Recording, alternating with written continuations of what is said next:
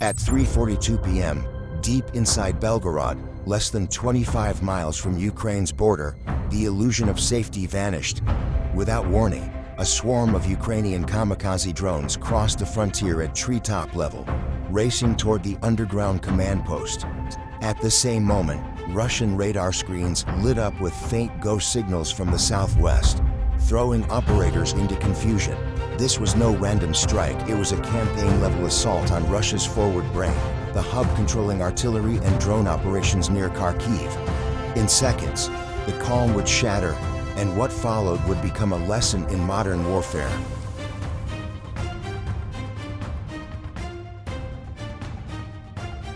The first crack in the sky came only seconds after the alarms inside Belgorod began to flicker. Ukrainian planners had timed the opening move with ruthless precision. High above the border, decoy drones climbed to several thousand feet, broadcasting false radar signatures designed to mimic a squadron of strike aircraft.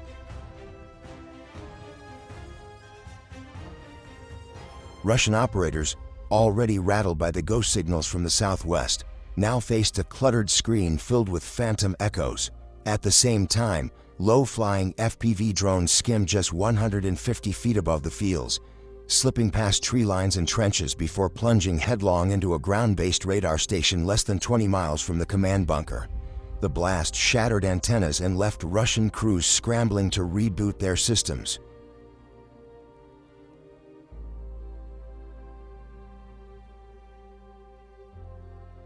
But the pressure did not stop there.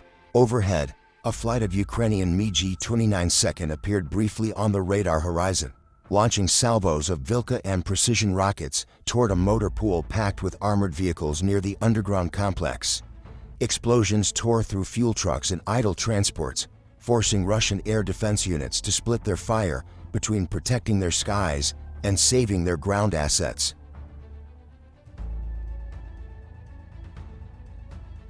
It was a carefully staged first act, a combination of electronic shock and long-range firepower. By scattering the defenders' attention and forcing their command to fight in multiple directions at once, Ukraine was prying open the battlefield. The door to Belgorod's underground stronghold was not yet breached, but the hinges were starting to crack.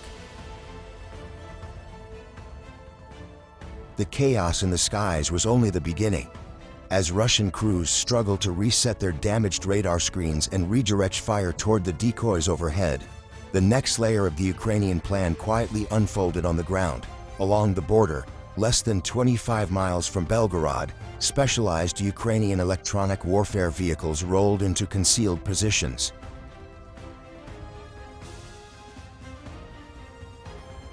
Their antennas crackled to life, flooding the battle space with jamming signals.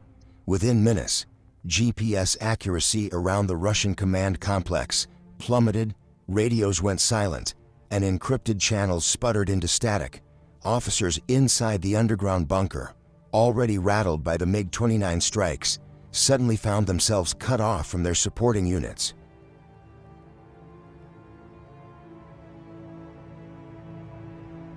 Into that vacuum came machines no larger than a motorcycle. Remote-controlled ground robots, operating low and quiet, crept across drainage ditches and access roads that snaked toward the bunker. Their mission was not direct attack, but precision sabotage.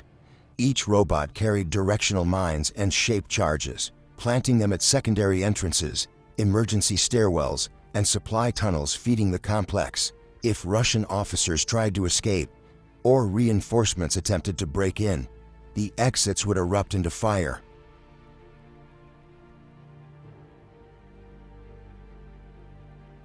Meanwhile, the infantry made their presence felt. Mobile mortar teams, carrying 81mm tubes and lightweight rounds, sprinted into pre-scouted firing positions just a few hundred yards from the border fence. Within moments, they began lobbing suppressive fire into the surrounding area, cratering access roads, hammering suspected staging grounds, and forcing Russian quick reaction units to hit the dirt instead of mounting a counterattack. The thump of mortars echoed across the tree line, sealing off the perimeter, while drones above kept watch for movement.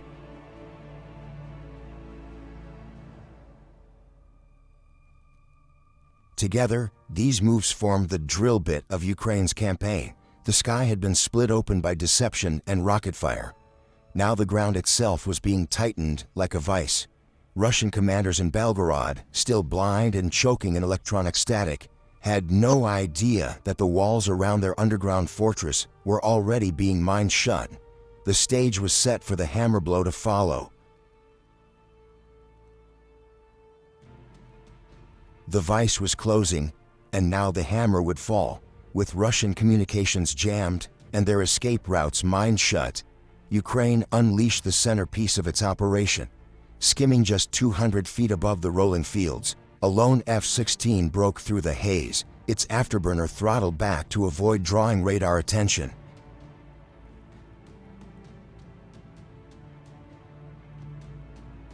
The jet had been invisible until now, masked by decoys, electronic noise, and the chaos of mortars pounding the perimeter. Its mission was simple but deadly: deliver two 1,000-pound JDAM ER bombs directly onto the Russian command hub. At precisely 3:57 p.m., the pilot yanked the nose up into a sharp pop-up climb, breaking above the radar horizon for only a few heart-stopping seconds. The climb was necessary. The JDAM ER wing kits needed altitude and speed to glide the distance into Belgorod.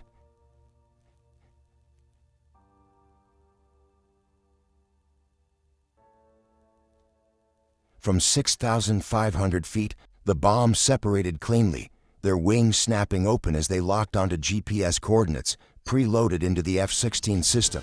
Each carried a delayed action fuse, calibrated to punch through reinforced concrete and explode deep inside the bunker's ventilation shafts, where shock waves would collapse the internal galleries. Almost simultaneously, far behind the border, a battery of HIMARS launchers lit up the dusk sky. Guided rockets streaked across 25 miles, slamming into the antenna cluster that connected the underground complex to higher command.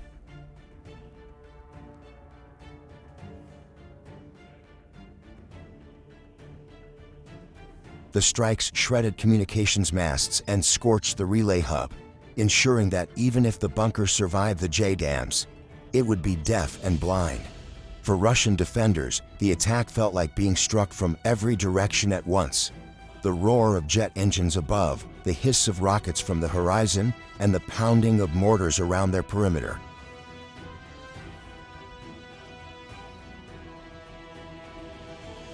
It was the first time Ukraine had fused precision air power with long-range rocket artillery in such a coordinated strike. The F-16 provided the scalpel, aimed directly at the heart of the bunker. The HIMARS delivered the axe, hacking away the nerves that connected the brain to the body.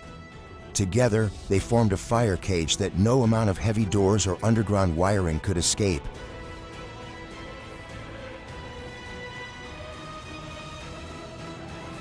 Inside the bunker, power flickered and dust rained from the ceiling as external blasts shook the structure.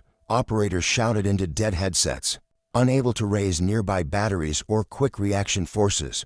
Panic spread not just from the bombs inbound overhead, but from the realization that every layer of defense had been peeled away in sequence.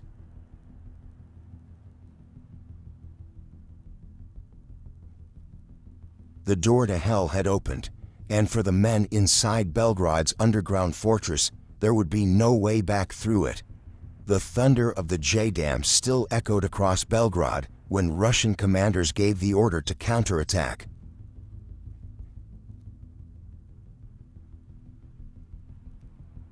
From concealed revetments, less than a mile from the bunker, armored columns rumbled forward, BMP infantry carriers and T-72 tanks pressing toward the smoke rising above their underground command hub. Their goal was simple: push back the perimeter and buy time for whatever remained of the shattered headquarters. But Ukraine had prepared for exactly this response.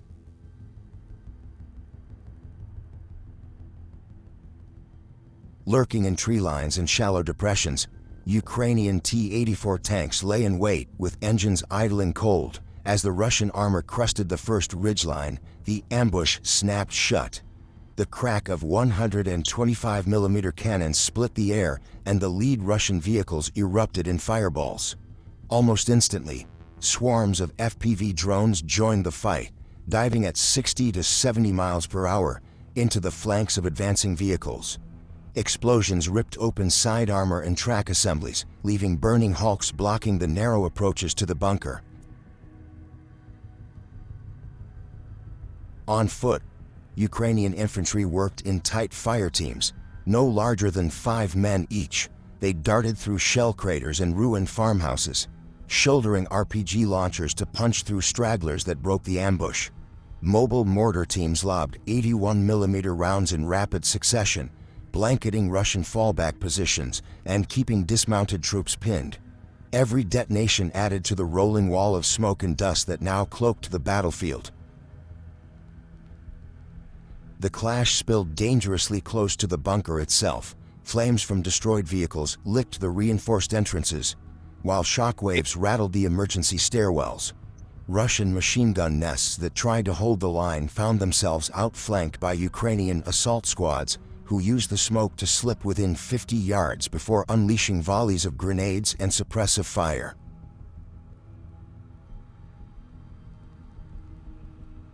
It was chaos, a grinding close-range melee where tanks, drones, and infantry blurred together in a storm of explosions.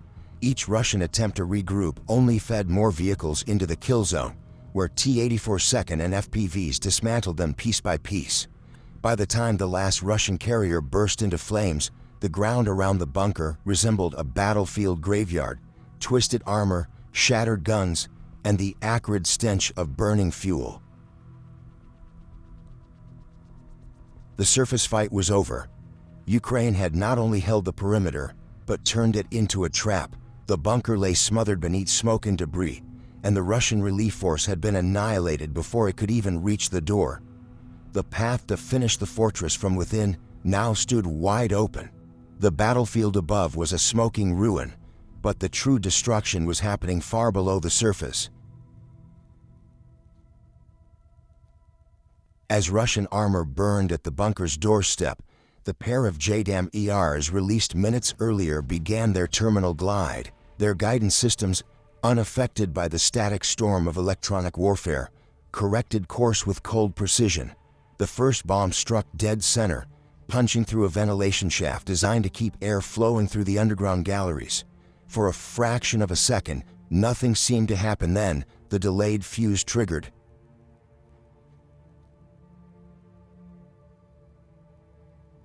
The explosion was not the fireball of a surface strike, but a violent compression of air forced deep into the tunnels. Passageways buckled under the sudden pressure, lights flickered, and dust cascaded from the ceilings. Officers inside staggered as steel doors groaned on their hinges. The bunker had been built to withstand artillery shells. It had not been designed to swallow shockwaves from within.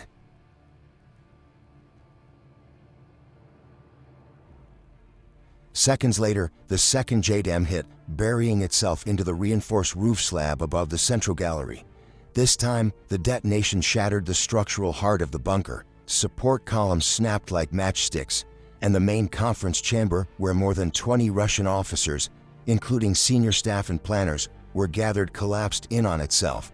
Tactical maps, radios, and consoles were obliterated under tons of concrete and steel.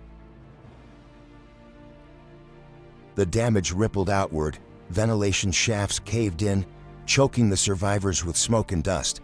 Power conduits sparked and went dead, plunging corridors into darkness. Backup generators failed as shockwaves ruptured fuel lines. Within moments, the once secret nerve center of Russia's Belgorod command was reduced to a tomb. Above ground, Ukrainian infantry felt the earth tremble under their boots as muffled thunder rolled up from below. They knew the bombs had done their work. No amount of armor or reinforcements could change what was happening underground. The command structure had been decapitated in an instant.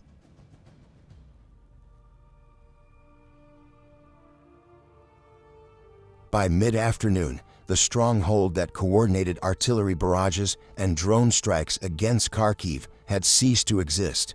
The calm conference that had begun only an hour earlier ended in silence, buried under 15 feet of concrete and soil.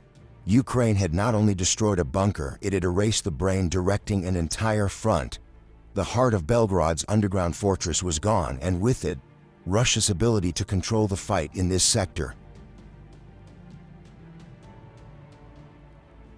The ground was still trembling from the collapse when the smoke began to settle. The battlefield around the bunker looked like a scrapyard of war, twisted armor, shattered weapons, and the acrid smell of burning fuel. Yet from one of the auxiliary shafts, half buried in rubble, movement appeared. A handful of Russian soldiers, bloodied and coughing, dragged themselves into the open. Their weapons were gone, their uniforms torn, and their eyes wide with shock. They were no longer combatants, just men crawling away from the tomb that had swallowed their comrades.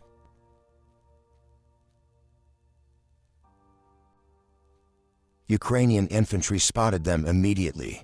After hours of brutal fighting, the instinct could have been to finish what was left. But the order that rippled across the squads was different. Hold fire. Instead, 2 soldiers dashed forward under the cover of smoke, hauling the injured Russians out from the collapsed shaft. First aid kits were opened, bandages wrapped around shrapnel wounds, and canteens of water pressed into trembling hands. The Russians looked bewildered, rescued by the very men who had just destroyed their headquarters.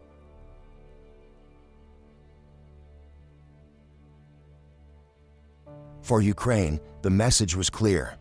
Victory was not measured only in destroyed vehicles or collapsed bunkers, but in the choice to preserve life when it could easily have been taken. In the middle of war's cruelty, an act of restraint and humanity carried its own kind of power.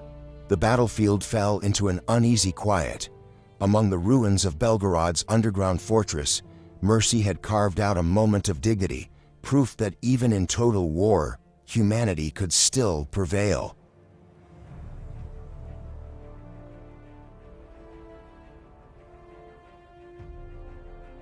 By the end of the afternoon, the outcome was undeniable.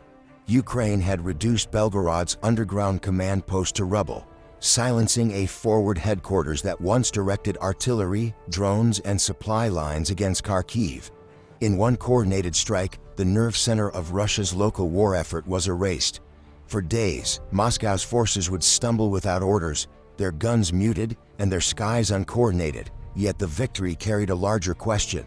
Was any Russian stronghold truly safe, or could every bunker be cracked open by drones and JDAMs? Above the ruins, a black column of smoke spiraled thousands of feet high, while a lone UAV disappeared into the clouds, a stark reminder that the war was far from over.